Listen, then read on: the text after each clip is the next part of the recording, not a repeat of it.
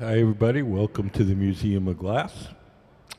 Today, we're working with the artist Joe Rossano, who'll be out here shortly. And we're working on a commission. Um,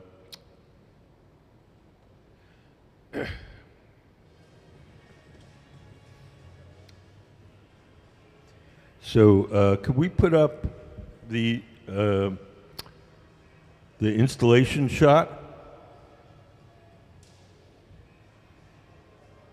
No. Our AV guys are not ready yet, so I'll show you that a little later. Just to get you started, I'm going to give you just a very quick introduction to how glass blowing works. Everything that we do here starts out in our glass furnaces. The glass furnaces are the machines where you see the doors closed. There's two of them, one on each side of the studio. In each of the furnaces is a big ceramic pot. In that ceramic pot is 1,000 pounds of melted glass. We keep the melted glass at 2,400 degrees Fahrenheit, 2,100 degrees Fahrenheit, which is 1150 Celsius. And at that temperature, the glass has the consistency of honey.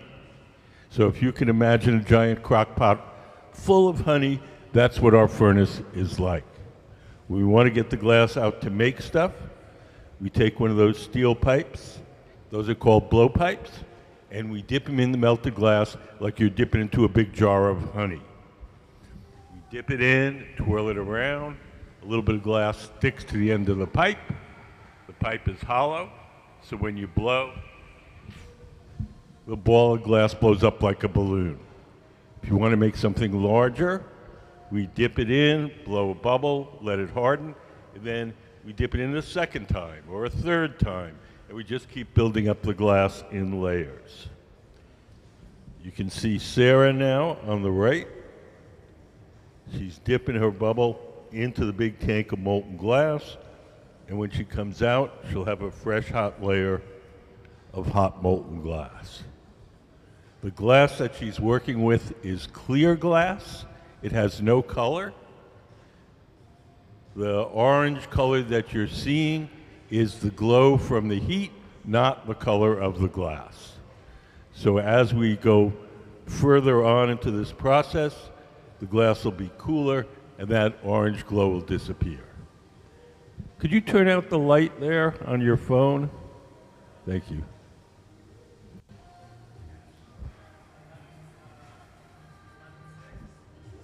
So now Sarah is going to shape that glass using a tool called the block.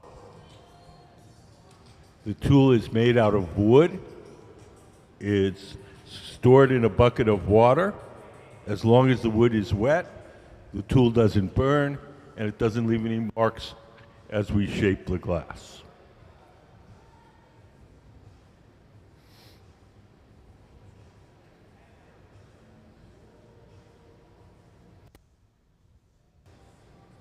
Sarah's going to turn the glass over to Ben. Ben Cobb is the head of our glass shop. He's the tall guy sitting at the center bench. And he's going to make this glass into a stylized salmon. I'm waiting for our audio-visual guys. I'll show you some pictures of what this installation is going to look like. Can't do that right now.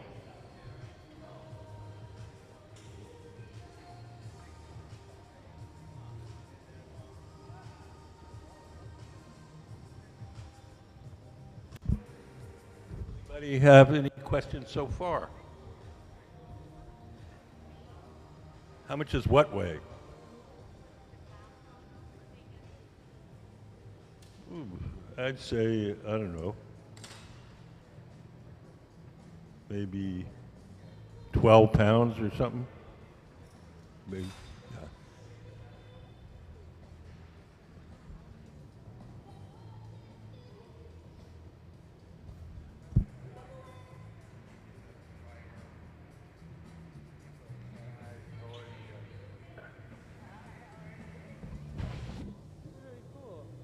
guys have any questions?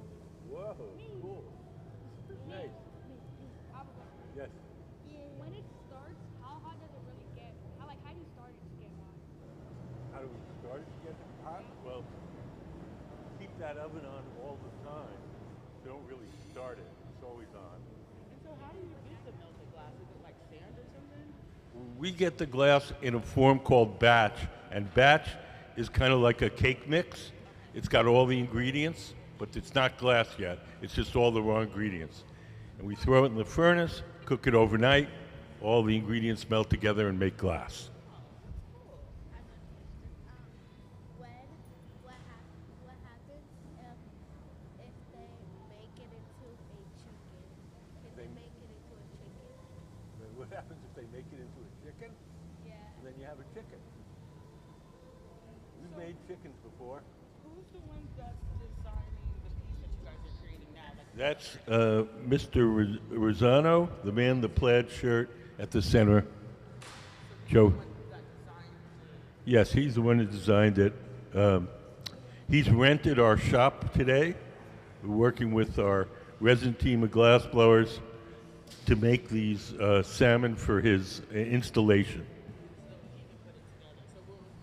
Yeah. No, no. This is for a private home.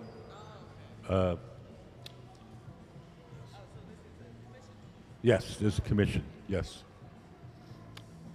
When our AV guy gets back, I'll show you some pictures so you can see what it's going to look like. Yeah. Well, there's no color. There's not going to be any color in these. We're making them out of clear glass. Well,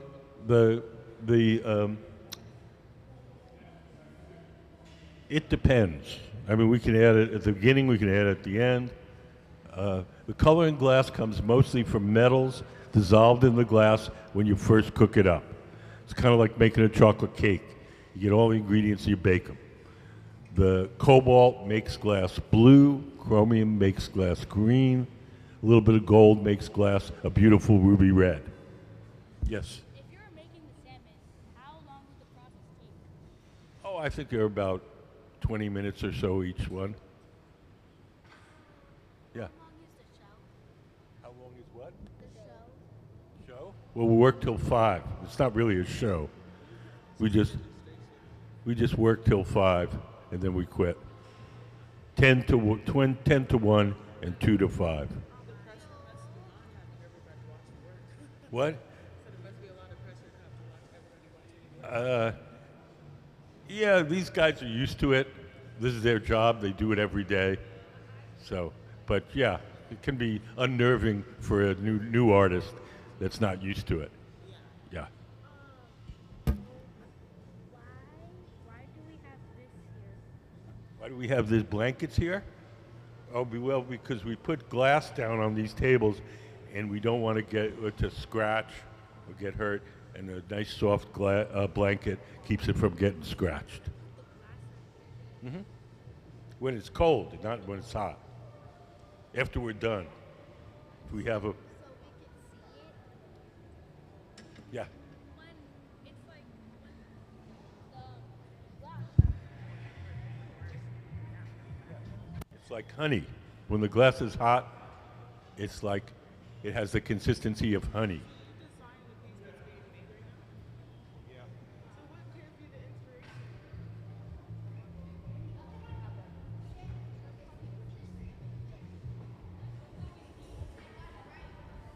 that's funny. So how big is it going to be, like huge or? I got a question. Yeah. But then the one that was here was 600. Why do they? So how long will it take you to complete? This Why do kids cannot will make all right the fish here? today. Why kids cannot be here? Silver them. Well, because That'll take a day. it's a little bit dangerous if you don't know what you're Silver doing. doesn't tomorrow. That'll take 3 days. Why can I stand over there? Dad, why do you dance stand over here? Well, because the tools are hot, the glass is hot. Okay. So around 2 weeks. And then I have brackets that I have to glue on the back. What's that thing? I grind What's that them thing and like? then glue those Yeah. down. Sharpening. That'll take 2 days. That's a pad of cork, like cork in a wine bottle. So we use that to make to shape the glass. Xavier, do you have a question? Make it like that. The torch makes it soft. So if we have a place that we want to shape, we take the torch and we heat it up. That makes it soft, and then we can shape that spot.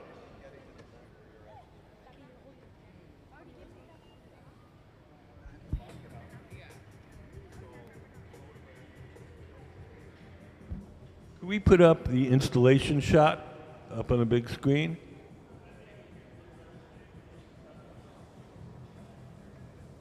So if you look up on the big screen, this is an installation that Mr. Rossano did here at the museum of all these salmon. And he's making another installation in a similar style for a private client. But so we're making the salmon in clear glass, and then after it's cool, we're going to mirror the inside of the salmon, and then they'll be suspended like you can see in that picture. There won't be, there's only going to be 20 salmon in this installation. It's going to be inside a private house. It won't be quite as big as that. Mr. Rossano is an avid fisherman and environmentalist, and he cares a lot about the fate of the salmon and the steelhead who are losing their habitat as America gets all built up. And so he wants to remind people of the danger to this natural resource.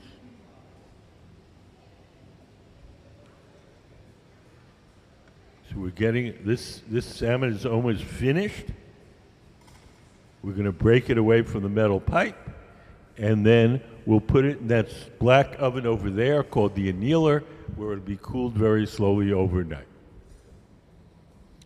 Does anybody have any questions?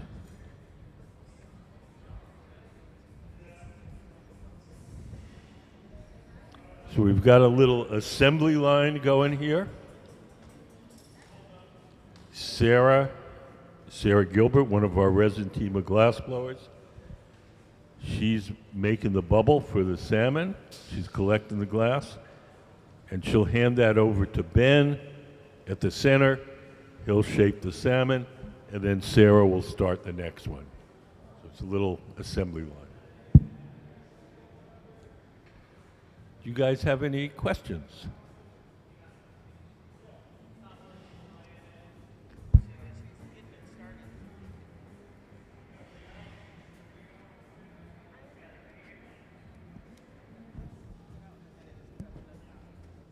You know about our contest for kids?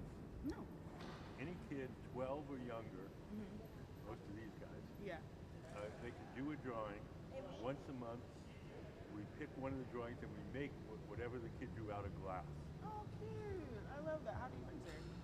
There's a table out in the lobby with drawing materials and entry forms. It doesn't cost anything. Yeah. Just go out there, do your drawing, and put it in the box. Awesome. We're going to have to stop by there on our way out.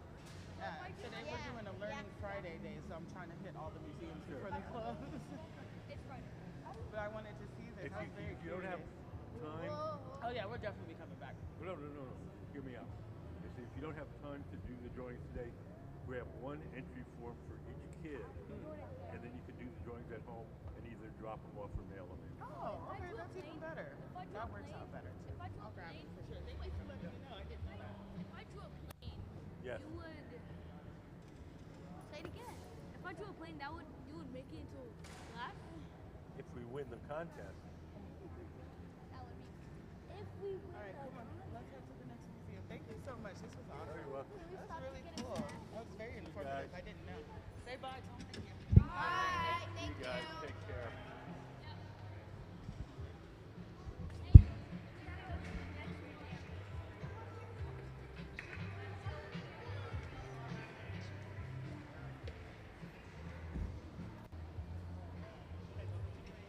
There's going to be a similar installation at the Foss Waterway Seaport Museum, and that'll be in the fall. So if you want to see generally what these things look like, it'll be at the Seaport Museum here in Tacoma.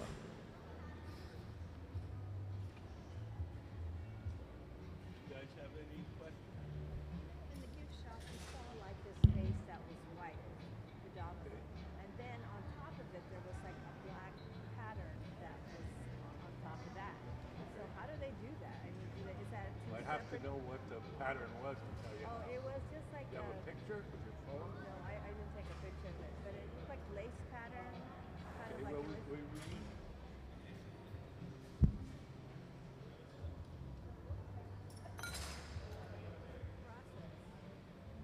So we have these rods of colored glass we call cane, and we melt them into a bubble, and each rod becomes a stripe.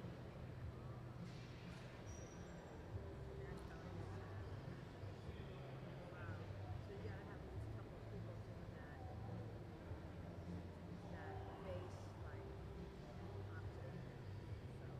So I don't know. It was just very interesting to see that. And then there was that one object with knitting. Mm-hmm. That was amazing. How did they do that? That's a different.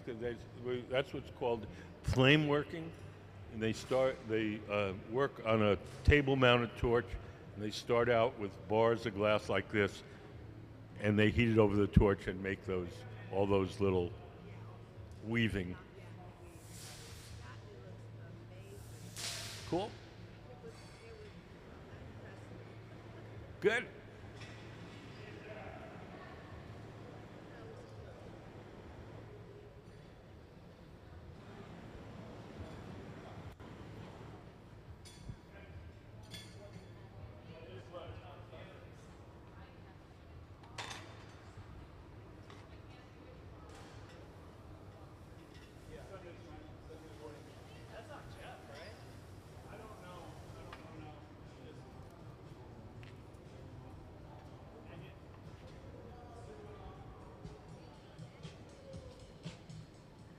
So right now, in the center, Ben in the gray shirt is squeezing the glass using a tool called the jacks and making a narrower section at the top of the bubble.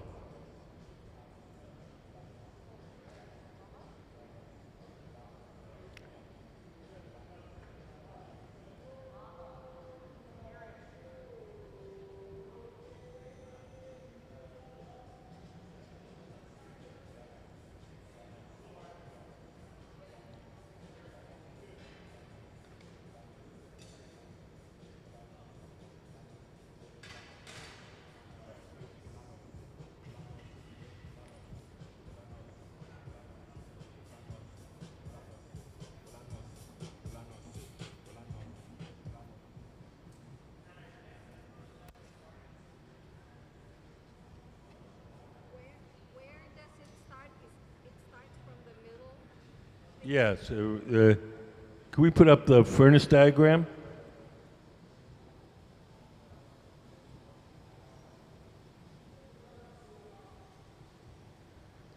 So that machine right there, that's what it looks like inside. I'll look up on the big screen. There's a ceramic pot in there with 1,000 pounds of melted glass. When we take the steel pipe and we dip it into the molten glass and twirl it around, a little bit of glass sticks to the end of the pipe. Pipe is hollow, so when you blow, it blows up like a balloon. Yeah, she's collecting enough glass to make the next salmon. So it's like a little assembly line. Sarah starts it on this bench, and she hands it over to Ben to finish, and then she'll start the next one.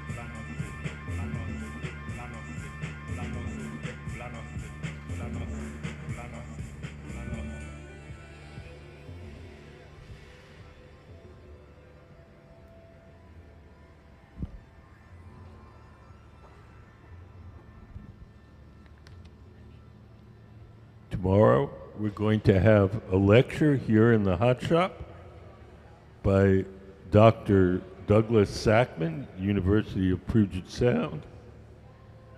The title is Looking Back on Our Whole Earth from the Perspective of Space.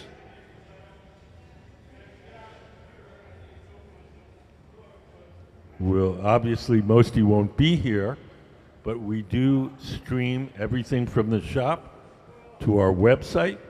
So if you want to hear the talk, you can hear it at home.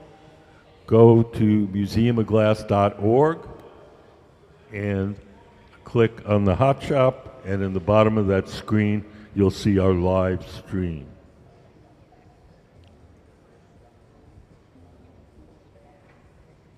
We have a little paragraph that Mr. Sackman wrote describing his lecture. The Artemis II voyage inspired widespread wonder and reflection on our planet, science, and our future. In a sense, our vicarious experience with the voyage was a big read, not unlike Richard Powers' novel, Bewilderment. The novel allows us to look back on the Earth and see it as a whole. The whole Earth perspective was first made possible by photographs taken by the Apollo missions of 1968 and 72. It was intertwined with the rise of modern American environmentalism and its embrace of the idea of wilderness, one that has shifted significantly over the last 250 years. So that talk will be tomorrow at 1, and you can catch it on our stream.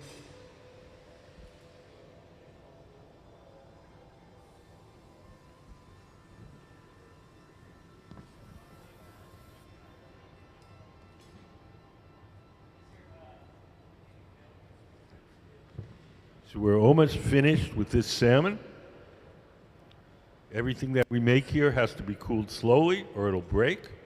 So we're going to take it off the metal rod. We're going to place it in an electric oven called the annealer, where it'll be cooled very slowly overnight. If we didn't do that, if we just made it and put it on the table and walked away, it would cool too quickly and unevenly and it would break. So you'll see as we finish each of these, we'll be putting them into our annealing oven. If you look to the right of center, you'll see one of the glass blowers has put on some protective clothing. She's going to carry the finished salmon to our annealing oven. Ben is scoring the glass, so we have a nice clean place to break it off.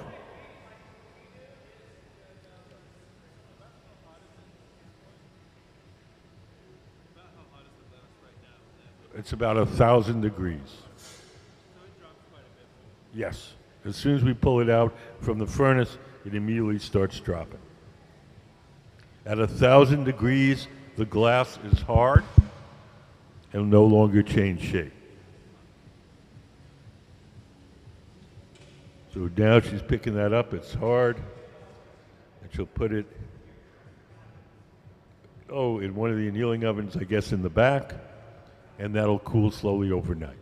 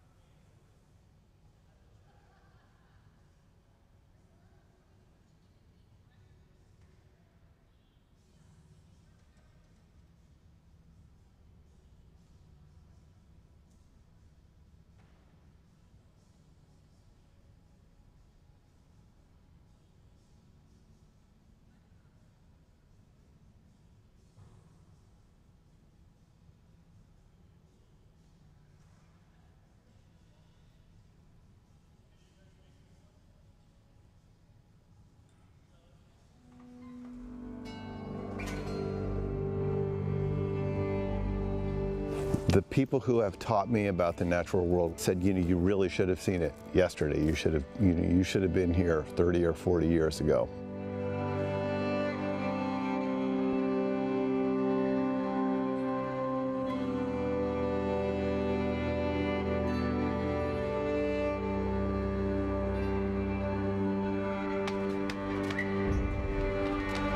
My name's Joseph Rossano, and I am an artist that strives to give an audience a different perspective about the world that surrounds them.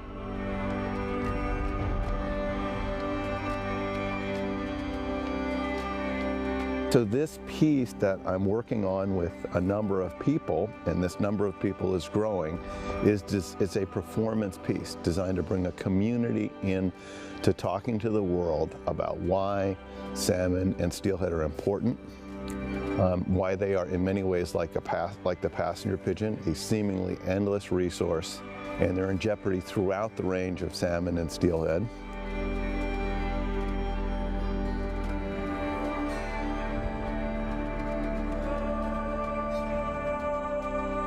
I can say that I've been conscious of what's been happening, say, here on the Skagit River for over 30 years. If we can show, say, starting with the Skagit, which is the 4th largest outflow of the Pacific, what the smallest return of fish looked like to this river in a gallery setting, where we make, 2,405 steelhead out of glass, it can reflect ourselves, the viewer, and put it in context. I'm taking all of this information, saying, how do I condense it into one representation of a piece that talks about salmon in the world?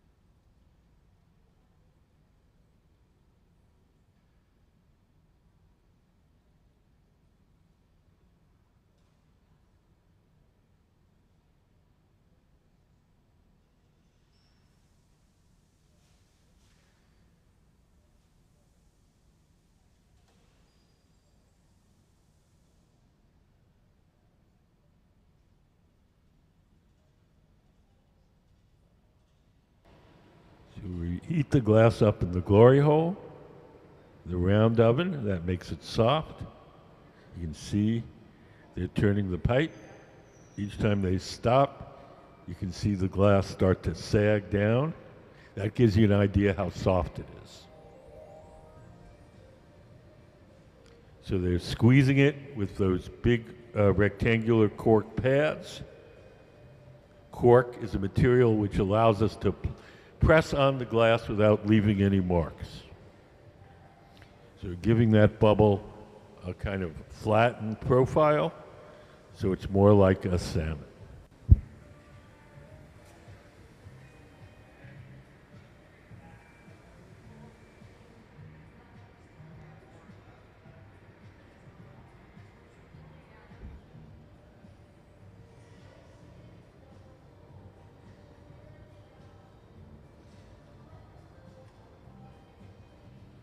When they swing the glass like that, the glass is soft, and the centrifugal force from swinging it stretches the bubble out and makes it longer. Do you guys have any questions? Sure. Why is the building shaped like this? 3 reasons. Reason number 1, most important, it looks really cool. Reason number 2, you're basically sitting inside a giant chimney, so there's a natural updraft to take the heat and smoke away from the furnaces. Reason number 3 is historical. Along this waterway, before the museum was here, there were a number of sawmills all along this waterway. The sawmills had big cone-shaped metal outbuildings where they burned the waste wood from the sawmills for power. You can see a photo up there. In a less enlightened time, they were called wigwam burners. And when the architect Arthur Erickson saw old pictures of this waterway, he saw all those cone-shaped buildings, and that's what gave him the idea to make the building in this shape.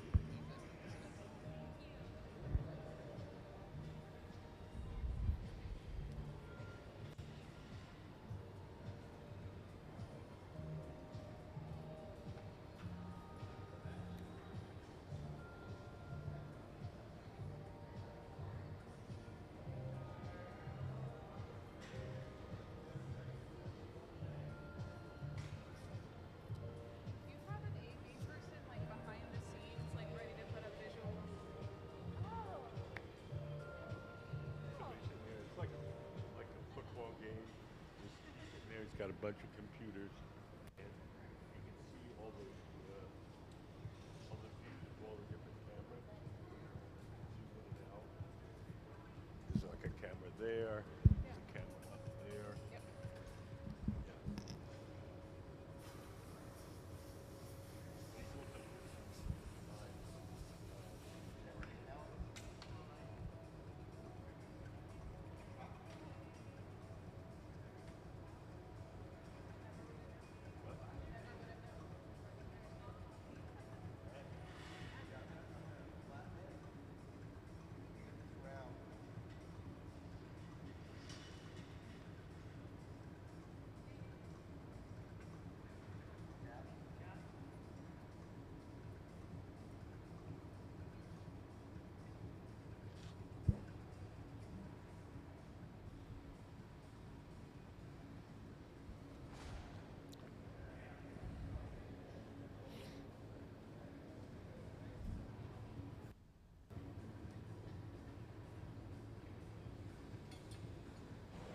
Joe Rossano, our artist.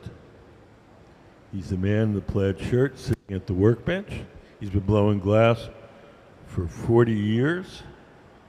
He worked at the Waterford factory as an art director in the Waterford factory in Ireland. He's worked at Dale Chihuly's studios for many years. And he's now an independent artist, and he's making these salmon for an installation at a private home. The public installations is going to be a similar installation at the Foss Waterway Seaport Museum.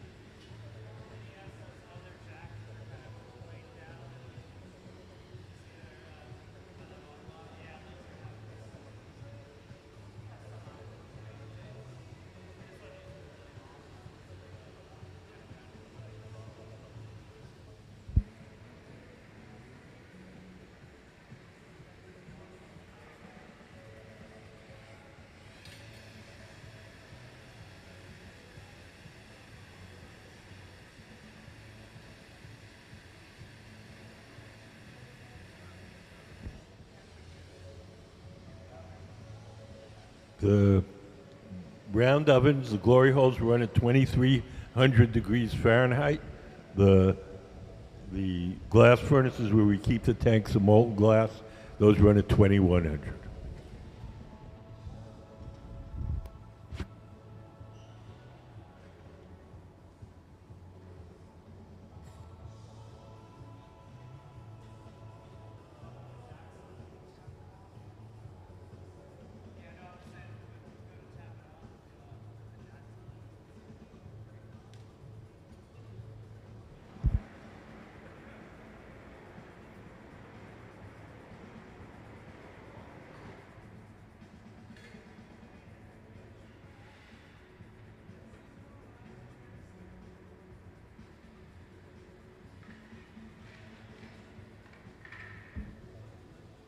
So now Mr. Rossano is going to score the glass where he wants it to break.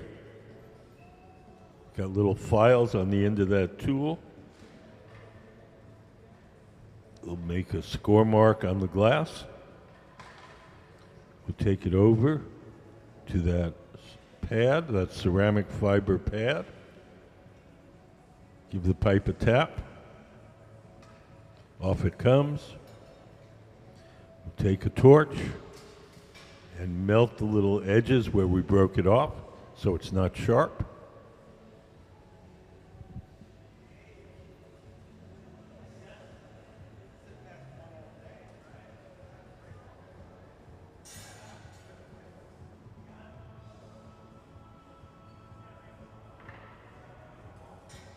And we'll take it to our annealing oven. We have more annealing ovens in the back of the shop where it'll be cooled slowly overnight.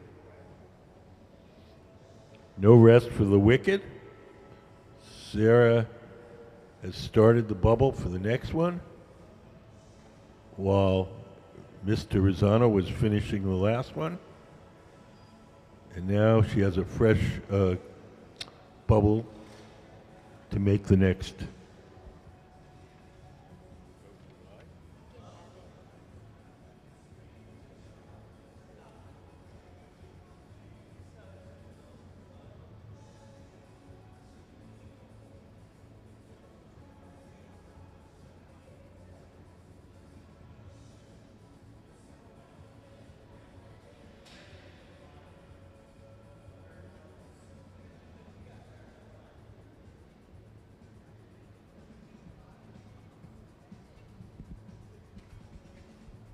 Why am I not working this Friday, this Saturday? Only because you have your talk.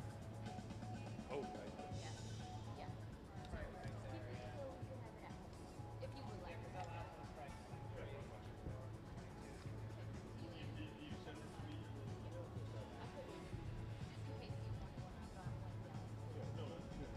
I didn't really even think about that. All right. Yeah. Don't worry. I'll talk for you.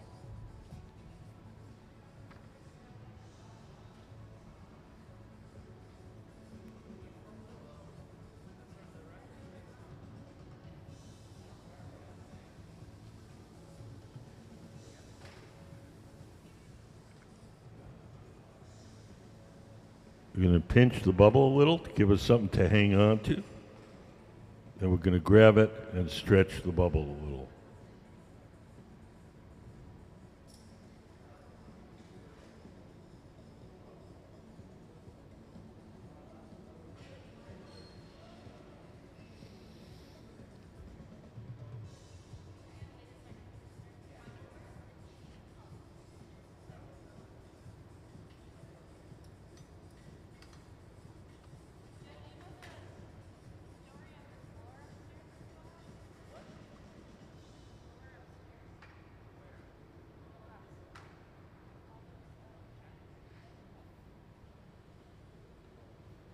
So now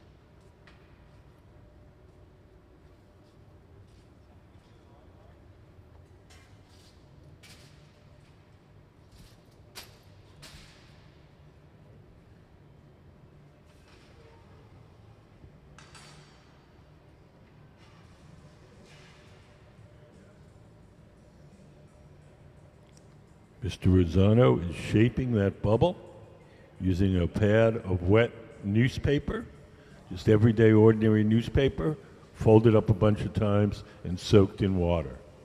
As long as the newspaper is wet, the paper doesn't burn too much, it doesn't leave any marks as we shape the glass.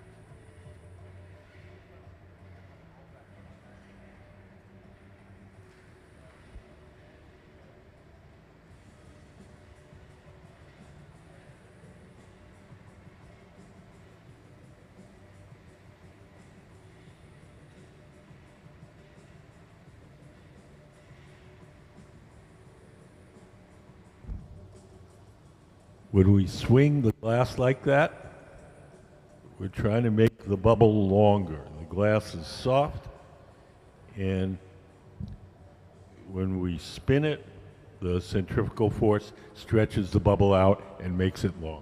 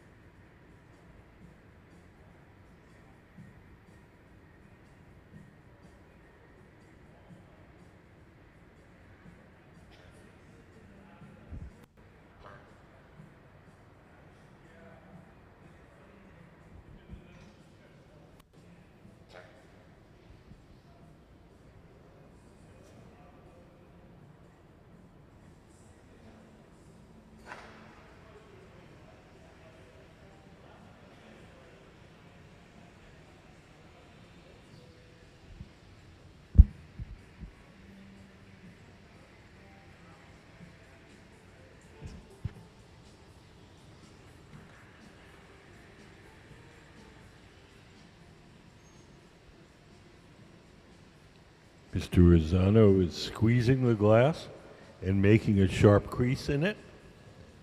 That sharp crease is the place where he'll be able to break the glass away from the metal pipe once he's done shaping.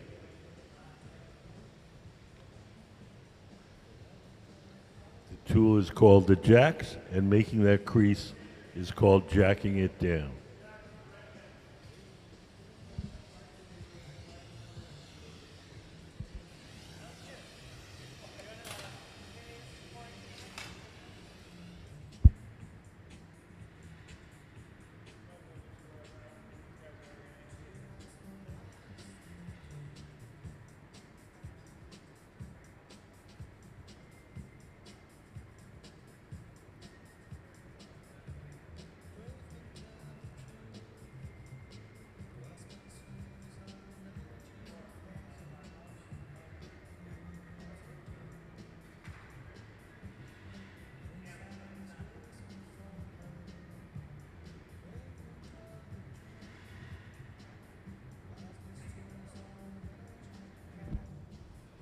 Now Mr. Rossano is going to score the glass where he wants it to. The tool has two files on each end.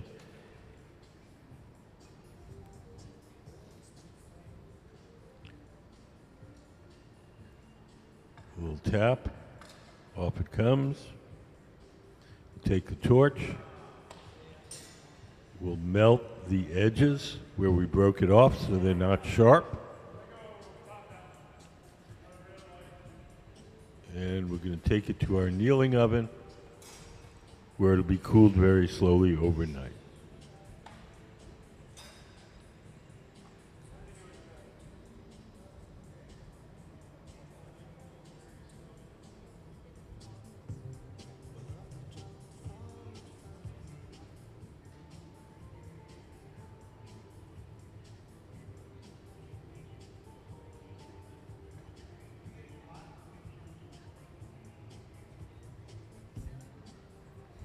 Can we play that salmon school video again?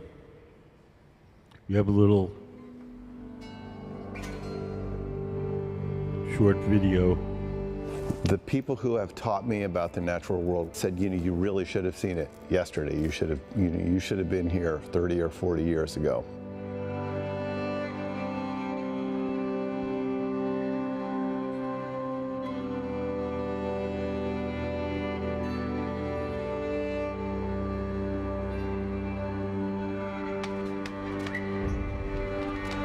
My name's Joseph Rossano, and I am an artist that strives to give an audience a different perspective about the world that surrounds them.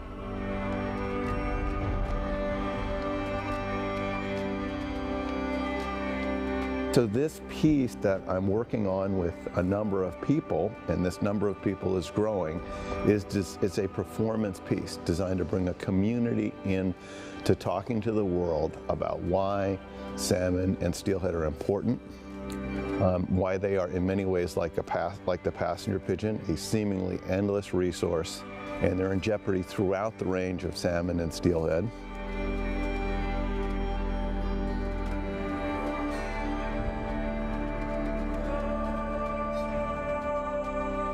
I can say that I've been conscious of what's been happening, say, here on the Skagit River for over 30 years.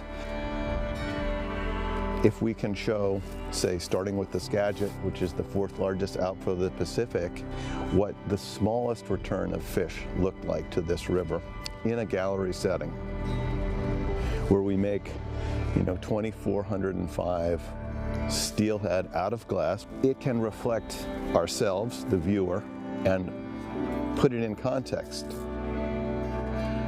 I'm taking all of this information, saying, how do I condense it into one representation of a piece that talks about salmon in the world?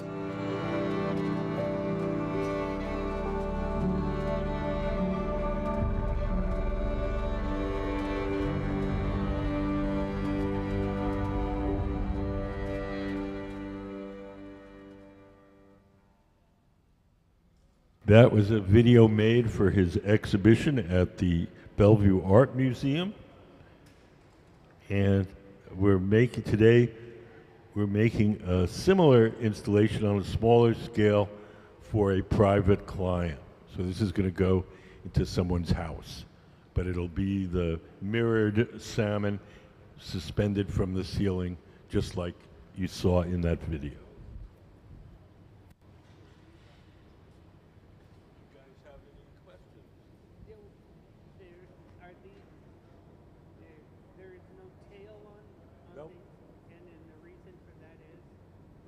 Stylized, the abstract. Yeah. We have other glass artists who make it very realistic. Yeah. That's not his bailiwick.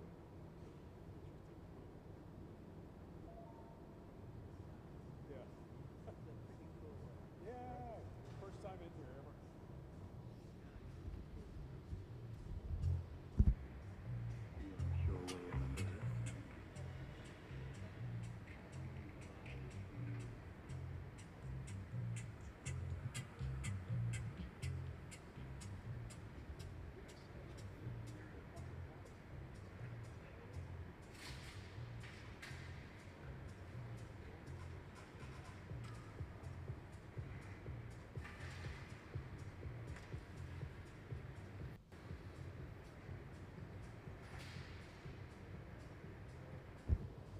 So one of the glass blowers seated to the left is blowing as Mr. Rossano shapes the bubble.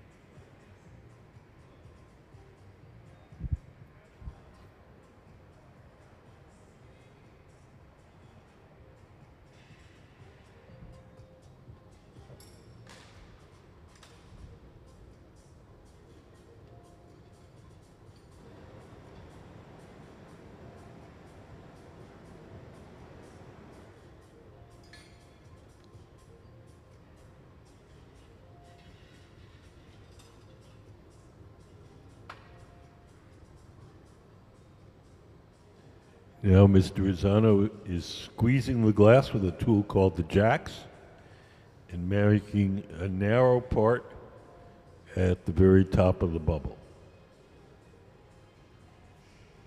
The tool is called the jacks, And squeezing it down like that is called jacking it down.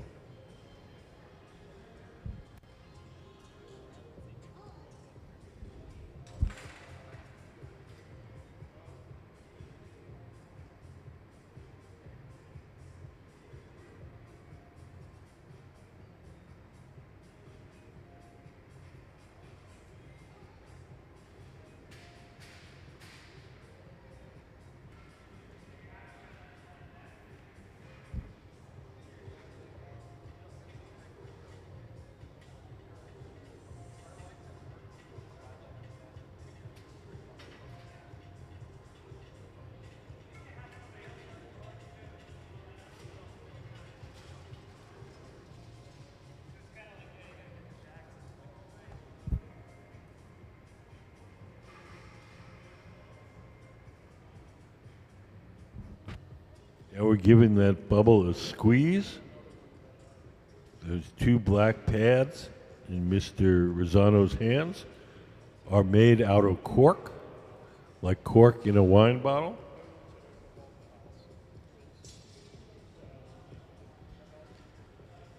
The cork allows us to press on the glass without leaving any marks.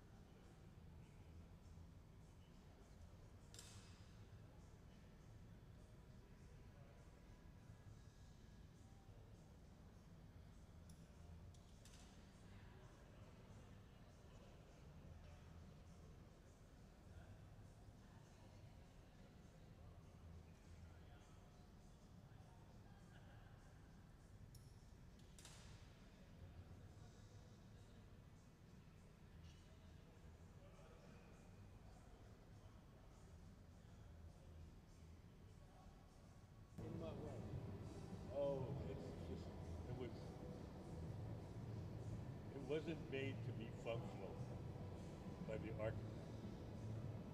I mean, there's a lot of, yeah, I can't go anywhere without going in a circle here. It's just wrong. It's a very big building, very little exhibition space. Bring some fruit. Yeah. The Diet Coke. It looks good. Yeah, no, it looks like this is where art Diet Pepsi. begins, or can begin. You know, it could be. It's good looking, but I wouldn't give I give the architect a D for functionality. He should have come and worked Appetizers. in a Appetizers studio. on He should have worked in a someone's boat. studio for a while. So we're just not going to be space for You know, us. architects think they There's know gonna be everything. Dinner or something later. I don't They're know hard what to it work is. with. So you could still bring something and give it to the crew. Or you could just take it around. The studio itself is very good. Well, it's neat. That was, you know, engineered by a glass. If you wanted, you could. Not by the architect. Okay, so listen. You're not an architect, but yeah. You could come here with I'm retired. I'm retired. Retired architect? No, that's all right. Retired. Just somebody like. I was I worked as an anesthesiologist at a hospital. Oh, really? Yeah. So that was my craft. 40 years. Surgery. Twist it out. You just do whatever you're doing. I just had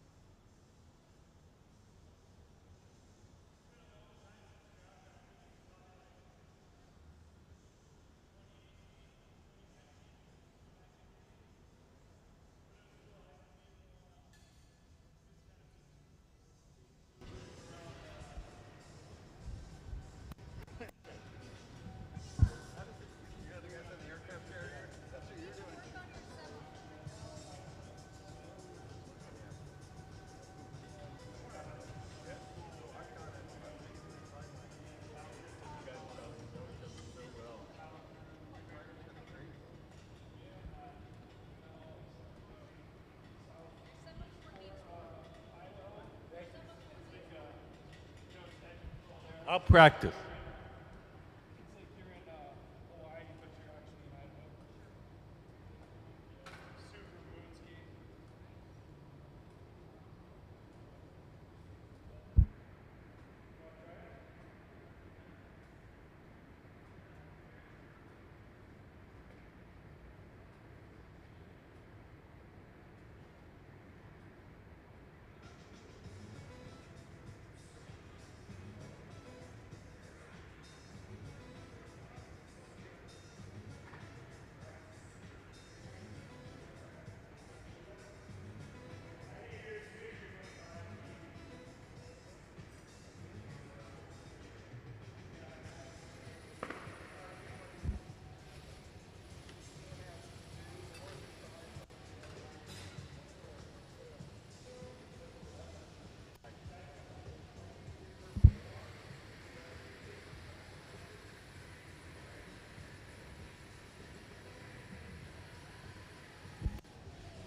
So we're making these stylized salmon for an installation by our guest artist, Joseph Rossano.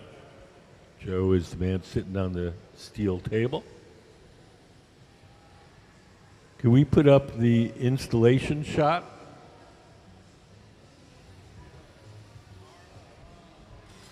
So this is an installation that Mr. Rossano did here at the museum, and now he's making a similar installation for a private home. And so we're making the salmon for the next installation. So we're making them out of clear glass, and then we'll mirror them after they're cold. So it'll look like it looks in that shot. That was here. It's not here anymore. I don't know.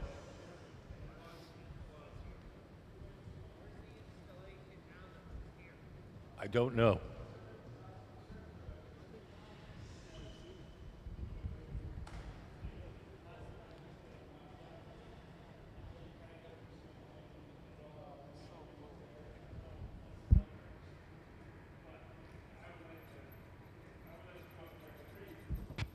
There's going to be another exhibit of that installation at the Foss Waterway Seaport Museum in the fall.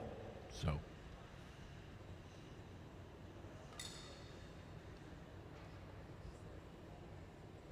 we take a torch and melt the little edges so they're not sharp.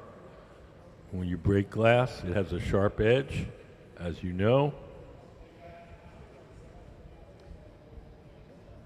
And we'll take it in the back to our annealing oven, where it'll be cooled very slowly overnight. Yes. Frost Maritime Museum. Foss, F-O-S-S. Oh, okay. This is a Foss waterway here. And it just said Frost. Oh. I said, where is that? Never heard of it. The computer tries, It but said Frost again. yeah, it's not very good.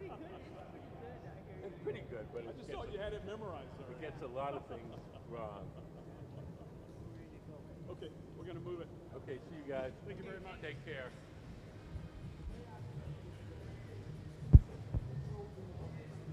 Let me lay my hand across your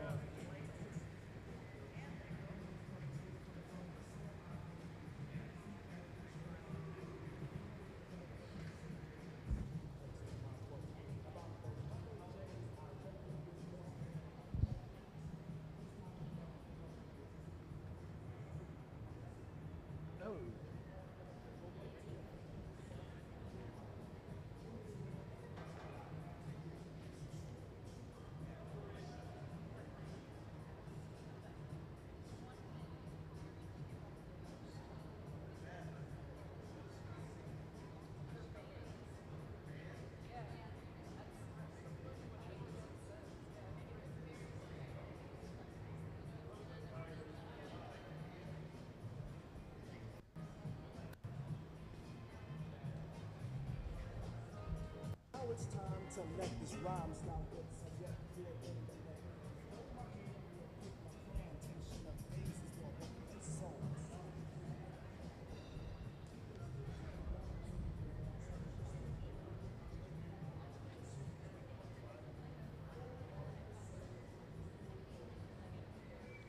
Over to the right, that's Sarah Gilbert.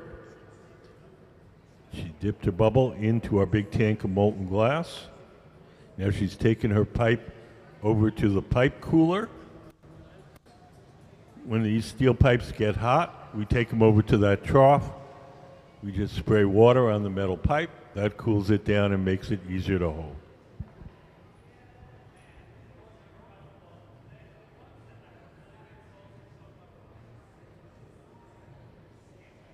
Sarah's gonna bring the glass over to Ben at the center, and Ben's gonna blow it up to its full size and shape.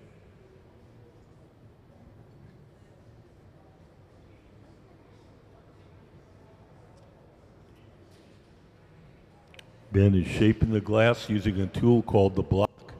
It's a scoop-shaped tool. It's made out of wood.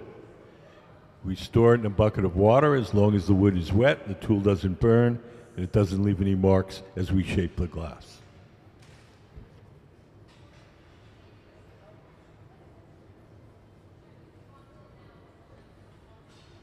You notice that one of the glass blowers, Alex, in the black shirt, is sitting to the left of the workbench. She's the person that's going to be blowing. She's going to blow through that steel tube, the blowpipe, and inflate it as Ben, sitting at the workbench, shapes it.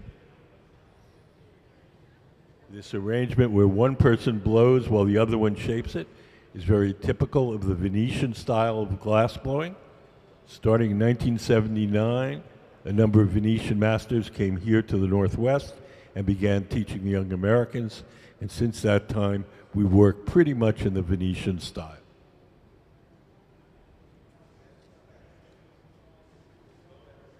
What?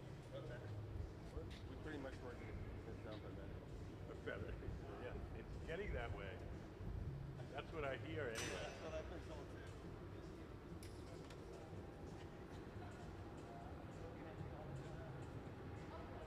You having a good time? Is there a non-Venetian style Oh that yeah, people there's blow in? German Like, and Czech and Japanese. do we do that in the Pacific Northwest at all? Like anyone local? There's a couple of Czech guys floating around. So it's mostly Venetian style. What is Czech style?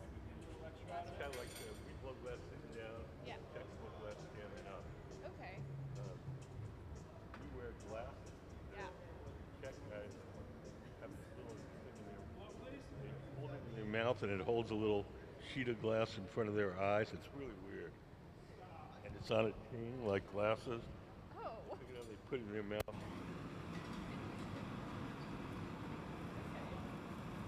Use a lot of tools. Yeah. Squeeze. Try to stay away from tools. Try to do everything with heat and gravity. And, we like the glass thicker. We like it. Just, you know, it's like anything else.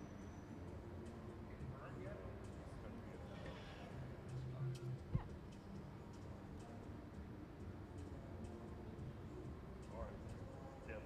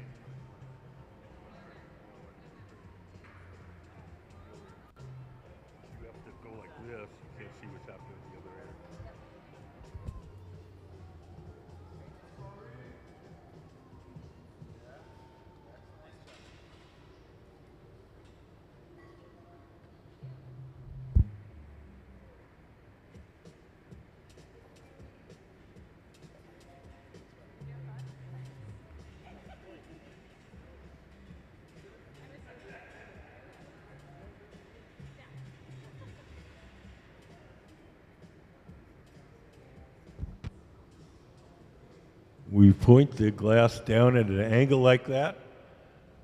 We're letting the glass is soft, and we're letting the bubble stretch out under its own weight to make it longer.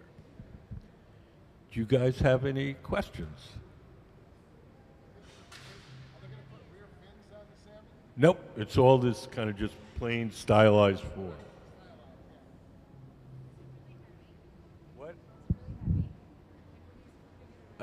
Yeah, it's pretty heavy. It's the weight. It's not so much how much it weighs on a scale. It's how far it is out on the end. It's like having the fat kid on the end of the seesaw. So it feels a whole lot heavier than it actually is.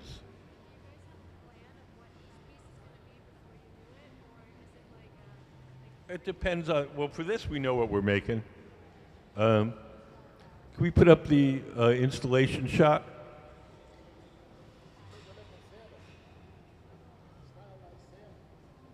So all these kind of stylized salmon are going to be suspended from the ceiling in a manner similar to that you see in the picture. No, this is actually a private commission for a home. No. It'll be a smaller version of that, but you can see the style in that picture. You just put one back there, a salmon, a completed piece Mm-hmm. back there for cooling. Yes. And then this one will go back there for cooling. Yes. Right? All of them. How many in this installation? How many pieces? I think he wants to have 21. 21? 21 of them? Yes. Is that a lot or a little? Is that a lot or a little? That's a lot. Oh. Oh, that's amazing. Well, I think it's for a wealthy person's home. And it's bigger than your home or my home. Those crazy wealthy people. Yeah, there's a little money on it. Could we play the Salmon School video? This video was made to explain the original installation.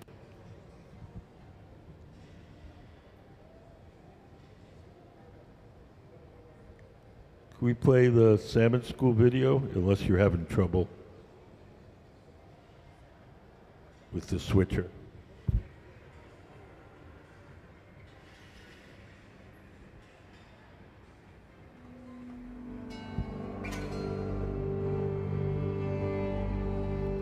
The people who have taught me about the natural world said, you really should have seen it yesterday. You should have been here 30 or 40 years ago.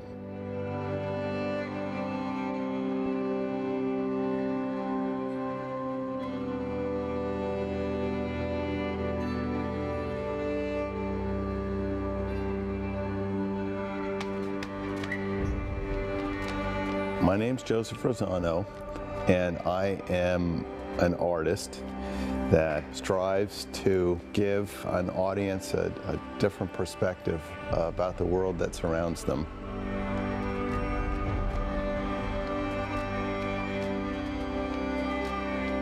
So this piece that I'm working on with a number of people, and this number of people is growing, it's a performance piece designed to bring a community in to talking to the world about why salmon and steelhead are important, why they are in many ways like the passenger pigeon, a seemingly endless resource, and they're in jeopardy throughout the range of salmon and steelhead.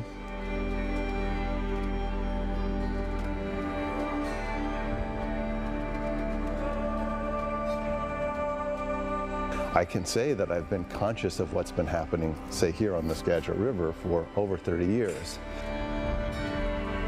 If we can show, say, starting with the Skagit, which is the 4th largest outflow of the Pacific, what the smallest return of fish looked like to this river in a gallery setting, where we make, 2,405 steelhead out of glass, it can reflect ourselves, the viewer, and put it in context. I'm taking all of this information, saying, how do I condense it into one representation of a piece that talks about salmon in the world?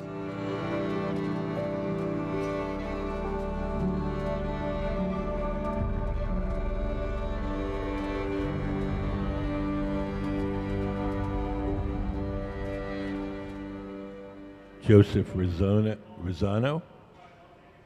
Oh, that's not bad. That's good.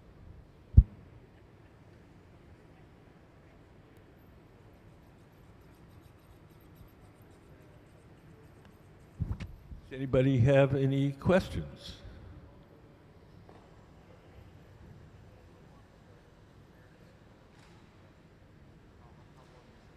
(2300 degrees Fahrenheit, which is 1250 centigrade, Celsius. Sir.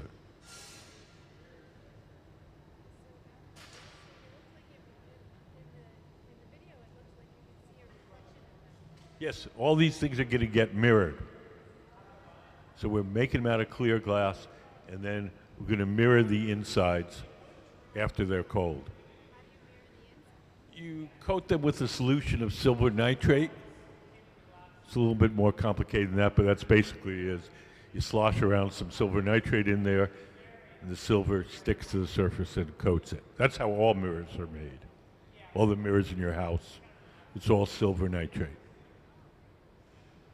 Used to be mercury, but people don't use mercury anymore because it's so poisonous. Yes, the opening at the tail end. You see when we break it off, it's open at the end.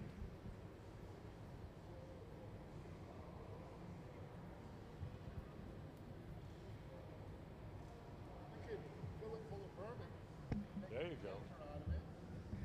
Not bad.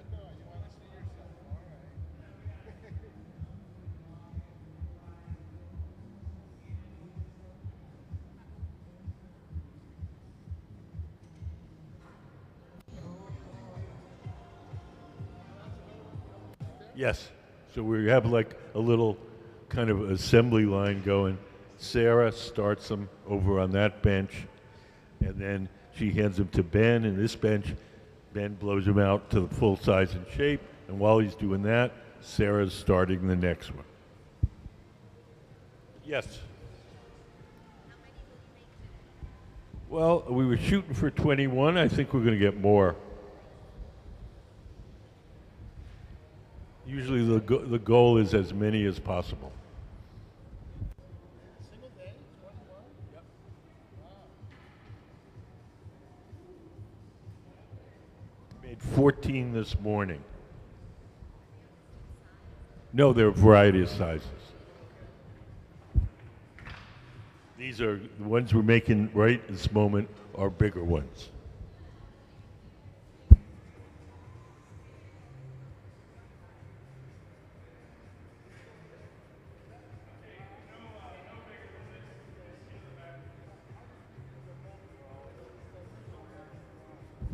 We get the glass in a form called batch. Batch is kind of like a cake mix. It's got all the raw ingredients all proportioned out. And we throw it in the furnace. It's not glass yet. And then we cook it overnight, and then it becomes glass. And when you take it out, it's like molten glass. Yeah, we do. Yeah. Yeah. So powder in, cook it overnight, and then take a blob out. Yeah, well, we leave it in the furnace, that round machine over there. Can we put up the furnace diagram?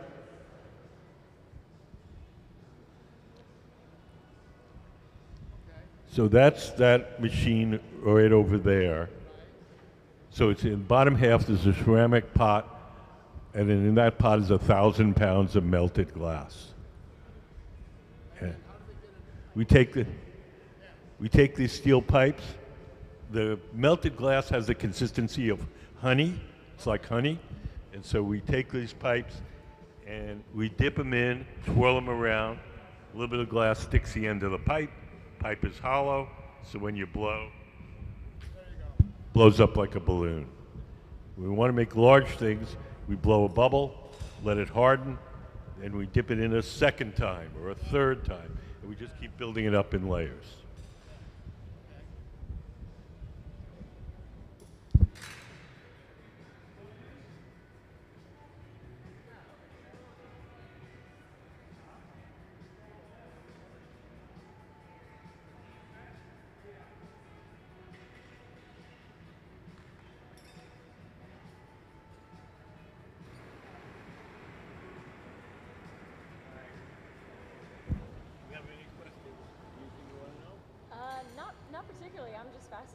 watching. Yeah. Good. Yeah. Visiting some friends.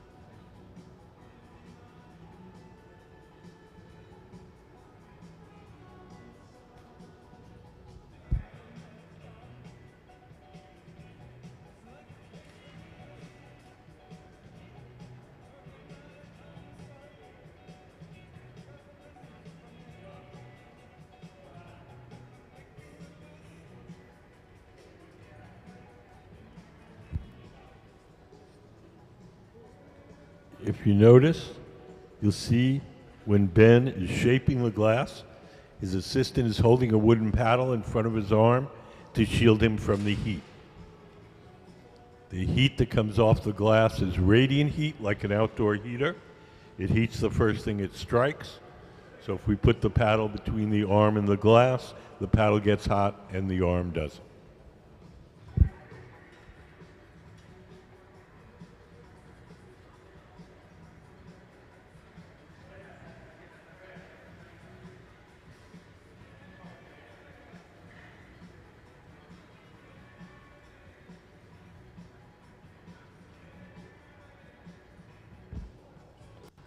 You can see as each time we stop turning the thing just starts to flop.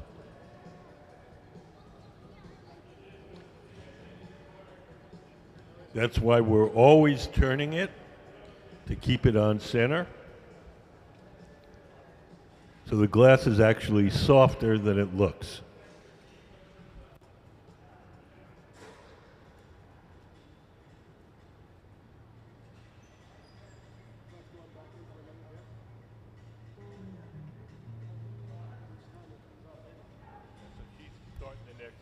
Right, every time she dips, it comes out a little bit bigger, right? Yeah. Cools down, stick it in the molten. The molten melts to the cooler, pull it out, it's bigger. Blow it a little bit, and then back in.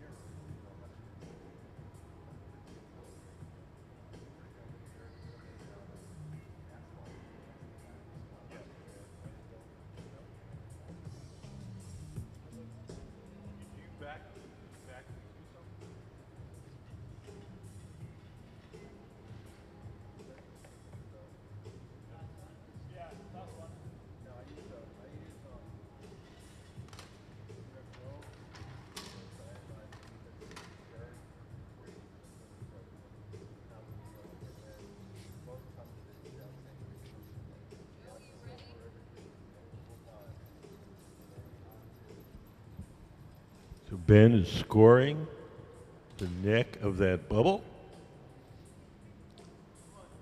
We'll give the pipe a tap. Off it comes.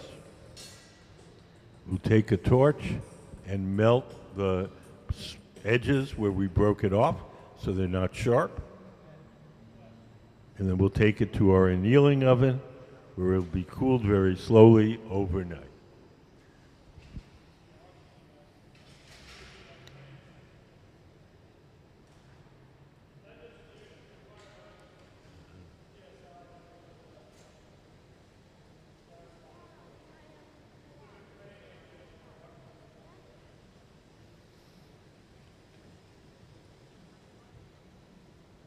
Everything that we make, pretty much, not everything, but most everything, has to be cooled slowly or it'll break.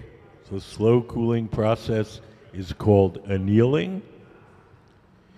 We keep one of these ovens at a constant temperature all day long. We place all the objects we make during the day in there, and then at night, the oven itself has a computerized thermostat that'll slowly turn the temperature down to room temperature overnight. The thicker we make something, the longer we take to cool it.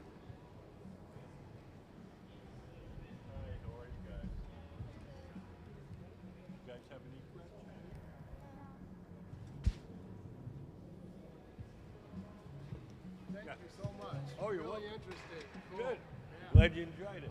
We'll be back. Coming in. Be back.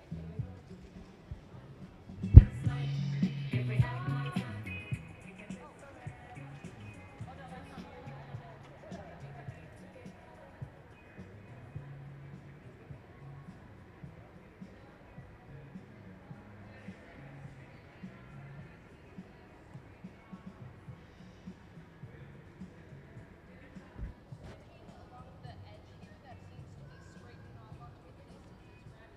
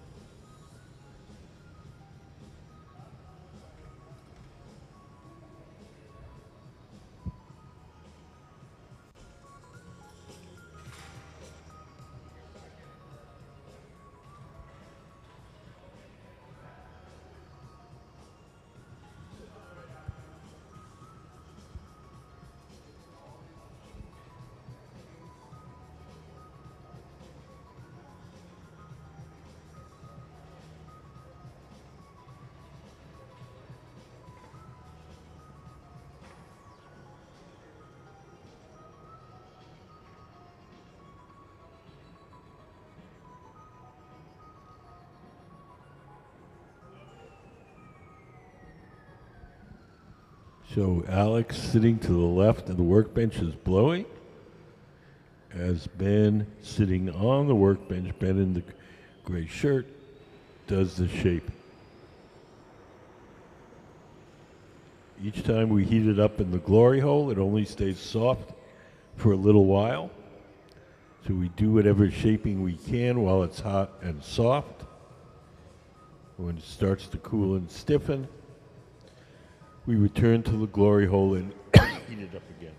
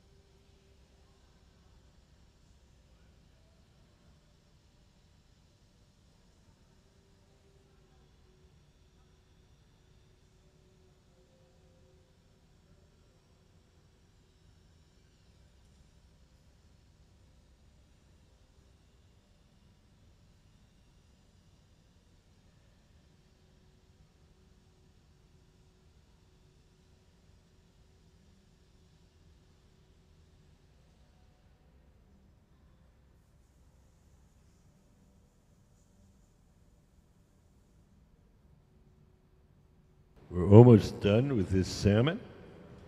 We're going to take it off the metal rod, and we're going to place it in an oven called the annealer, where it'll be cooled very slowly overnight.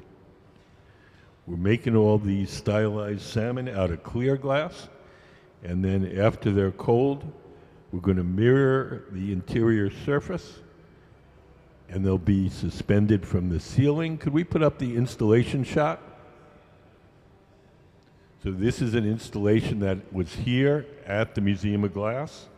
It was called School. And the ones we're making today are for a private commission that will end up in a person's home. But the style will be very similar to what you see in that photo.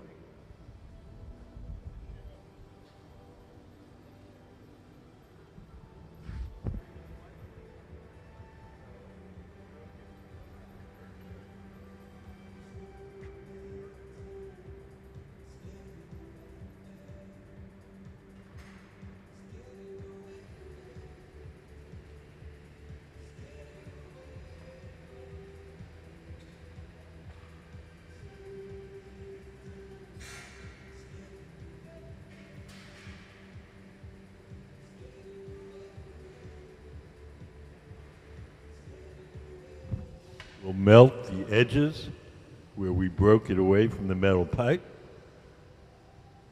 That'll make them round and not sharp.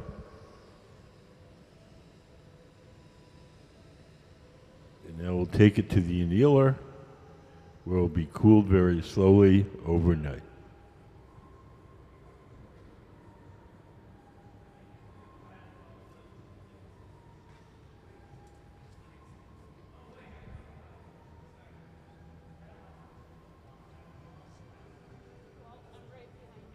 Okay, thanks. Do you guys have any questions? Oh, good, okay.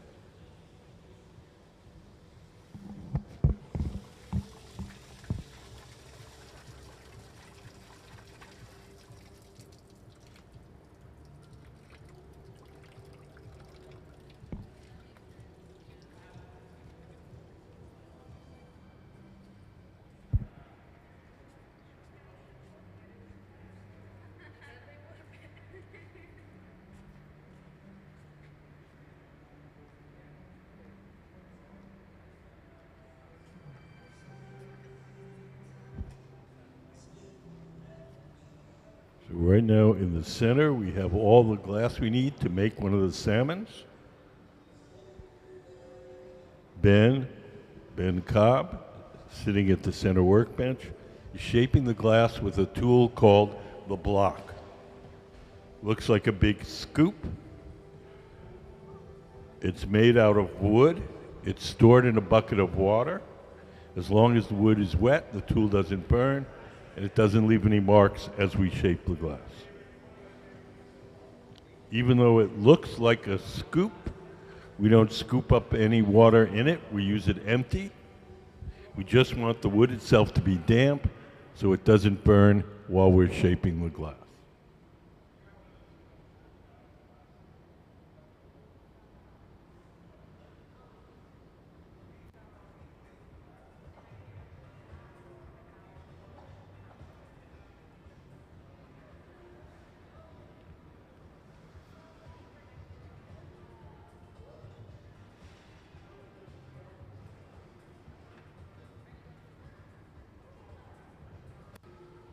The artist today is Joseph Rossano, the man in the plaid shirt at the center of the workshop. He's working with our resident team of glassblowers to make these stylized glass salmon for an installation he's going to do at a private home. Could we put up the installation shot again? So this is an installation that he did here at the museum with these stylized salmon. And the one he's making today will be similar yet smaller because it's going into a private home. We're making all these out of clear glass, and then after they're cool, we'll mirror the insides, and they'll have that reflective look that you see on the slide.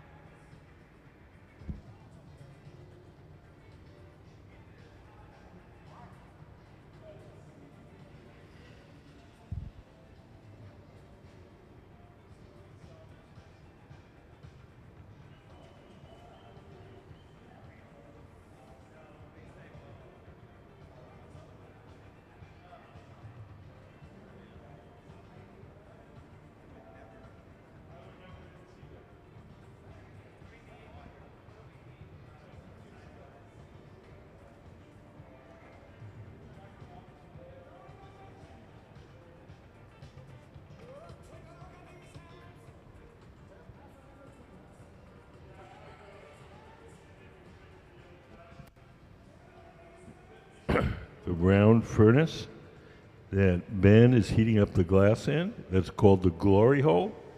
It runs on natural gas and forced air, and we keep it at approximately 2,300 degrees Fahrenheit. That's about 200 degrees hotter than the hottest volcano.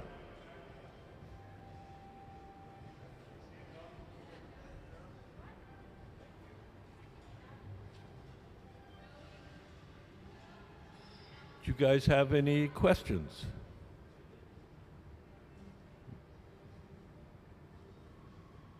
Okay.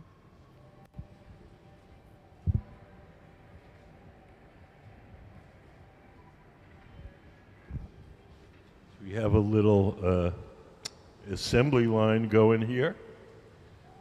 Sarah Gilbert, one of our museum glass blowers, is going to prepare the bubble. She's going to collect all the glass. Then she hands it over to Ben at the center bench, and Ben's blowing it up to its full size and shape. So as Ben finishes one over there, Sarah is starting the next one.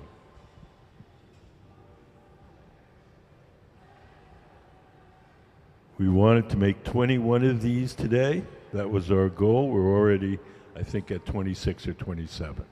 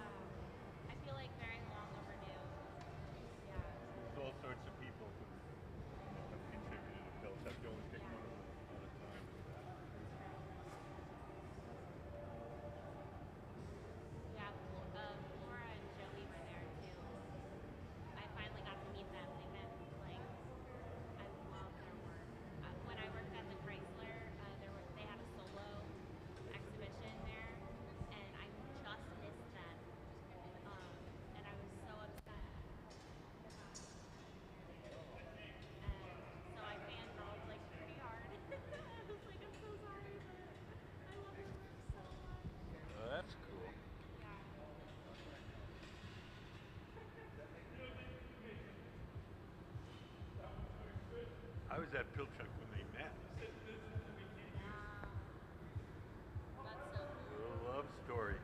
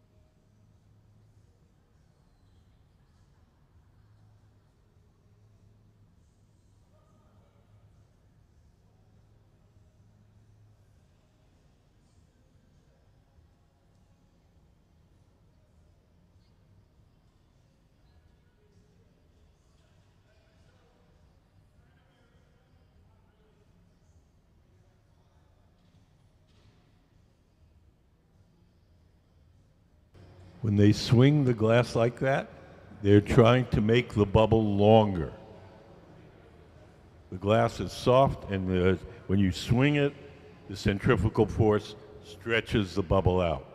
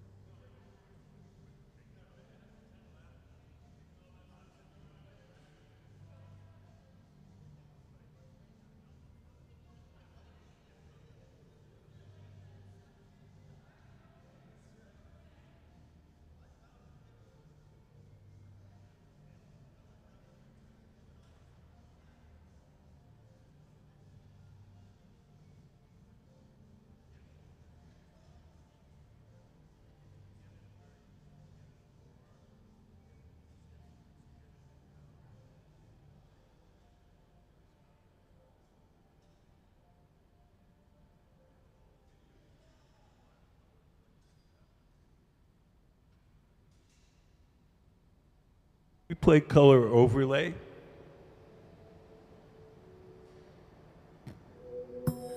The color in glass comes from adding various materials to the mixture of raw ingredients called batch. Most of the colorants are compounds containing some kind of metal. For example, adding cobalt to clear glass creates a deep blue. Tin and antimony can be used to create white glass, and gold chloride can produce a rich red or pink colored glass. Colored glass is melted in furnaces, just like clear glass, and then is usually rolled into bars for storage and easy application. In order to apply color bar to a bubble, we first need to preheat the color to approximately 950 or 1000 degrees Fahrenheit in a color oven or garage. Once warm, the color is then picked up on the end of a punty rod using a little bit of clear glass as a support. The color is then heated in the 2300 degree glory hole to soften it and make it malleable, while another artist creates a small bubble of clear glass on a blowpipe. Once warm, the color is dropped over the clear bubble, and then using a variety of hand tools or the steel marver, the color is rolled back over the clear in an even layer. This process is called dropping color, or creating a color overlay. Depending on the project, that bubble is then usually gathered over with clear glass and blown into the final form.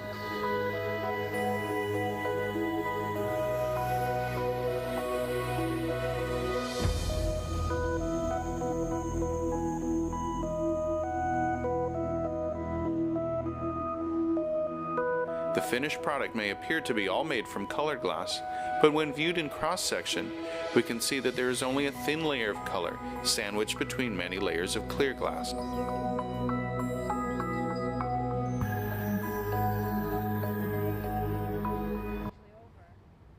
most things. Sometimes we put the color on the outside for different reasons.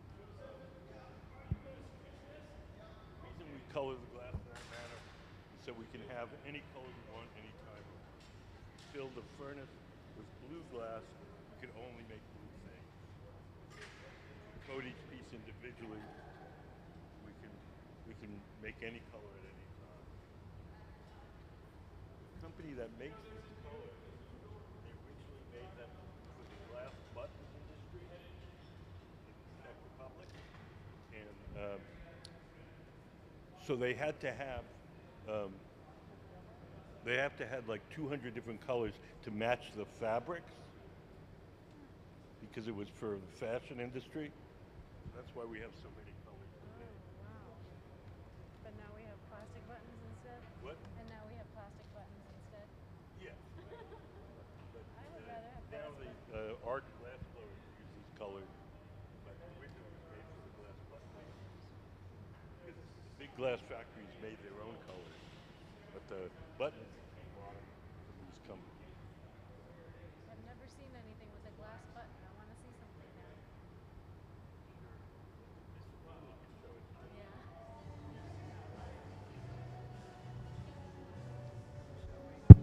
Yeah. You're welcome.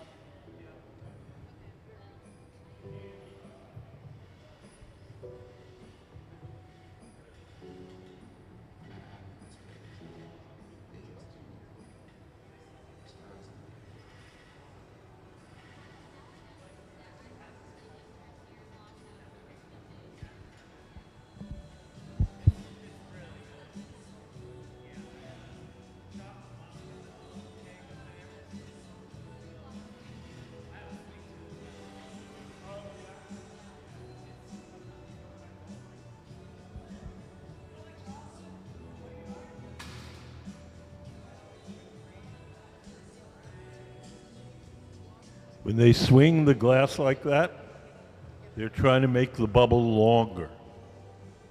The glass is soft, and when you spin it, the centrifugal force stretches out the bubble.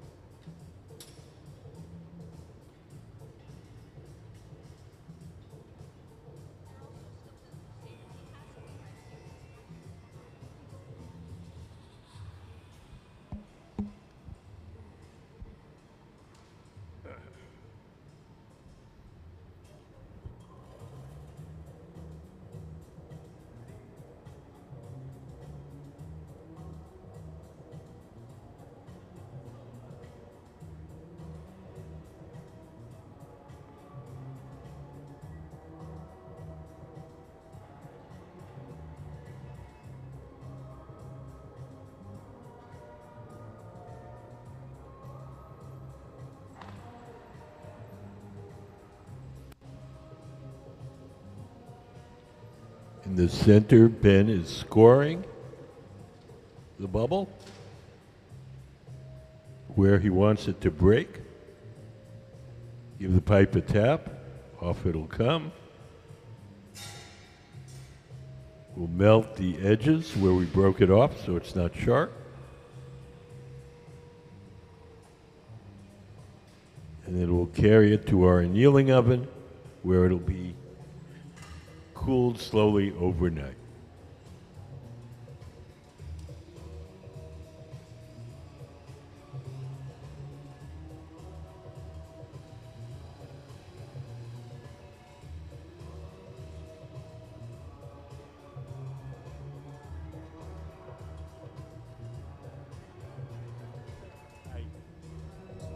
Thank you for coming in, guys.